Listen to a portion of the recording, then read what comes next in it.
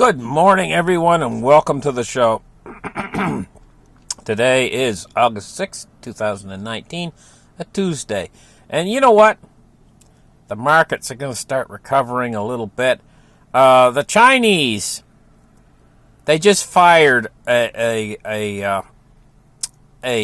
rally, not a rally, but a warning to by manipulating their currency downwards. They caused the markets to fall out of bed big time. And this was only a warning because they've stopped. The yuan is stabilized. That's the Chinese currency, the yuan. It's stabilized now. And this shows that this was just a warning.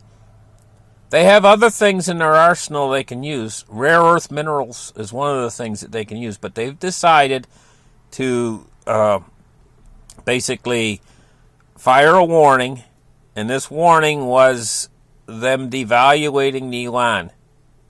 But they've stopped, and they're showing a bit of discretion here by stopping. But and the markets are going to respond to that today. They're going to go up, some. But this whole thing is not over.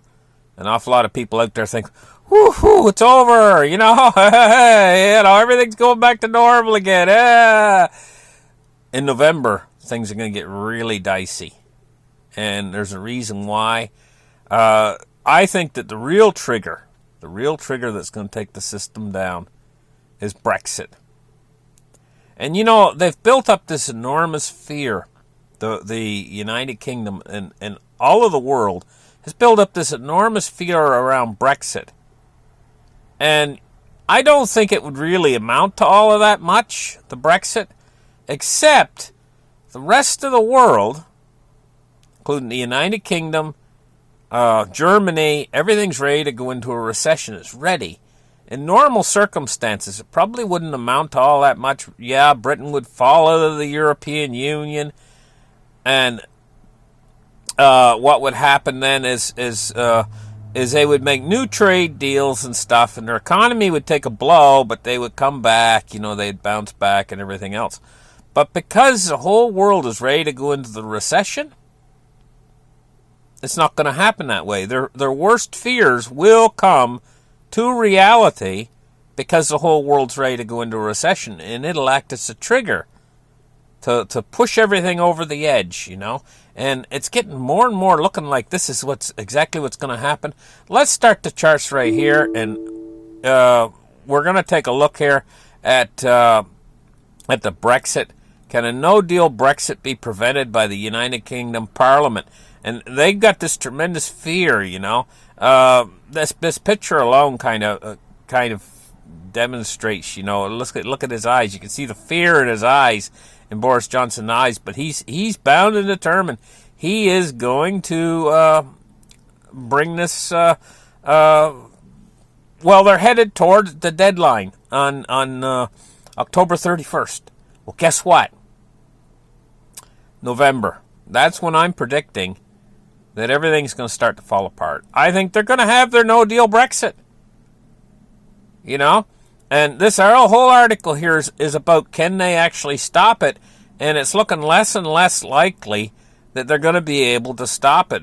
The Parliament and everything, it looks like they're gonna have their Brexit on the 31st of November, October, I mean. And so November, we're going to be in it. And I believe this is going to push the United Kingdom into recession. And I think Germany's going to follow because Germany's ready to go into recession. Get these two big economies falling into recession at the same time, with all the other problems and the trade war continuing, and the world, I think, is going to go. We're going to go into this recession, I think, in November, and I think it's going to be very severe. And I think that's when the Fed and the other central banks are really going to push the envelope on money creation, their money creation tool, to try to bring us out of this recession. And I think they're going to probably be able to claim victory, probably sometime in the new year, that they've brought us out of the recession. But that's when we're going to start to go into this profound inflation really bad next year, in 2020. It's going to be really big time inflation, but we're going to be on the post recovery side of this whole recession thing, because they're going to inflate the world like crazy. That's what they're all going to do. Same thing Japan's done for years. Japan had this years ago. This happened, but they're going to inflate. This is how they're going to handle this whole situation. And of course, this is going to be the rocket fuel for the precious metals and cryptocurrencies. Is when that happens. The world's not going to end, guys. We're going into a recession. The world's central banks are going to be the heroes again, just like in 2008. They were the heroes. They're going to be the heroes all over again. But this time, they're going to bring the inflation big time. They almost did last time, but they didn't have to do. It wasn't enough to bring the big inflation. This time it is going to be enough. It's going to be enough to bring the big inflation. And once this big inflation, runaway inflation gets going worldwide, we're going to see the effects of it. On everything, the dollar, everything we buy, everything we purchase, it's going to be a recession. That's what it's going to be, and they're going to cure it, and the cure is going to be worse than the disease. That's what's coming. Let's take a look at silver price today. What we see is, 1635. She's down a penny, and she's drifting along today. Let's take a look at, whoops, how did I get on whatever? I just clicked the wrong thing. Let me click the back button, for crying out loud. Let me see here. Gold, that's what I want, gold. Let's take a look at the gold price, $14.65, and she's slowly climbing today. She's up $2.20. So the silver to gold ratio is not good. Gold is doing better, and silver is lagging behind. But silver always catches up in the end. Silver and gold travel together, and they always will. That's why they call it silver and gold and silver. Same thing with Litecoin and Bitcoin. Let's take a look here at cryptocurrencies, and today we're looking at $306 billion with the Bitcoin dominance 68.2%. I notice that dominance keeps climbing higher and higher. It's getting up near 70%, guys, and the coins, are taking a fall off right now. They're taking a little drop right now. Bitcoin's 11,705, and, gold and silver might take a little bit of a drop while they feel like everything's over. They feel like everything's good again. Okay, and now we can move out of our positions in gold and silver and cryptocurrencies. The world's fine. Everything's going back to normal.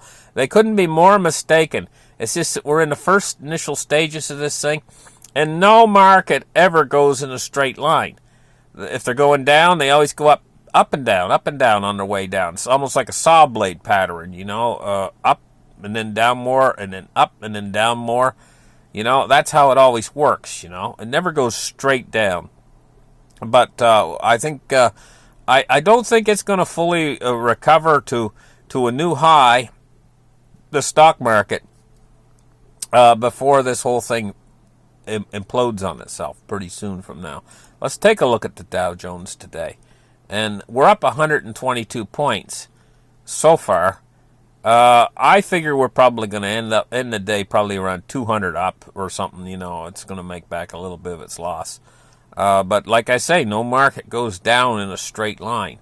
It's always a jig-jag line. So Dow Jones today is 25,850.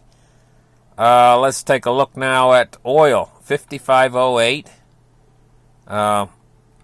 For sweet light crude oil today, it's up 0.39 or 39 cents. It's up, and it's up almost 1%, 0.71 of 1%. U.S. Treasuries today, and we're seeing a little bit of a bounce back in the Treasuries, but it's not as big as the losses. But we're seeing 3 basis points on the 2.7 basis points on the 10-year. So we're getting a little recovery in the Treasuries, but not much. The losses are much bigger. Let's take a look now at the U.S. dollar index. 97.77 on the U.S. dollar index today. and we see the dollar trending upwards again now that there's a little bit of a relief rally. But you know, the dollar is in Donald Trump's crosshairs right now. China can devalue the yuan. The United States, believe me, can devalue the dollar. They're not the only kids in town, you know. So anyway, let me turn the charts off right here. You know, we're heading into this crisis. It's slowly, the financial system is moving one step to a time toward this crisis. And the crisis is coming, I believe, in November. That's when I believe it's really going to get underway the big time, like everybody can notice it. Right now, it's you guys are starting to notice it. I'm starting to notice it. We're moving into it, you know, and it's already actually started, but it hasn't really seeded itself strong enough where everybody is on the same page. Like, there's a lot of investors out there saying, oh, there's strength in the U.S. economy, and we're having a good market conditions, and go out, buy, and everything else, you know. We're not all on the same page yet. It's going to be a couple more months before we're all on the same page, and we all are agreeing, basically, that we're in the recession's started and everything's going downhill, you know. There's going to be a couple more months yet before we really get to that level, you know. Listen, thank you guys for listening to this market report, and we'll catch you again, and give me a thumbs up, and bye-bye, guys, and we'll see you in the next show.